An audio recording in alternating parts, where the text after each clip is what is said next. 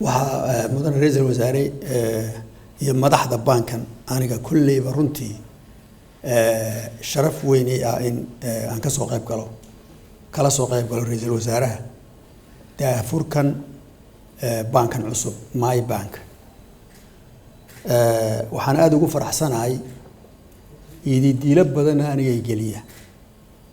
farshaxanka dadka Soomaaliyeed gaar ahaan xagga baayac mushariga iyo ganacsiga Soomaalida waxay tiraahdaa hugaa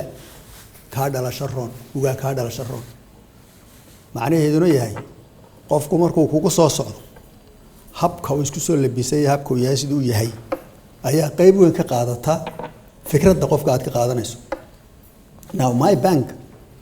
halkan waxay noogu soo bandhigeen waxyaalo badan oo kala duwan farshaxana aad u qurux badan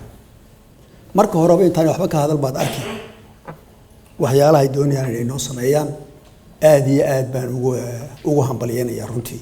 shaqada badan ay soo qaban wuxuu noola lahaa halka dollarka inay shilin ka dhigaan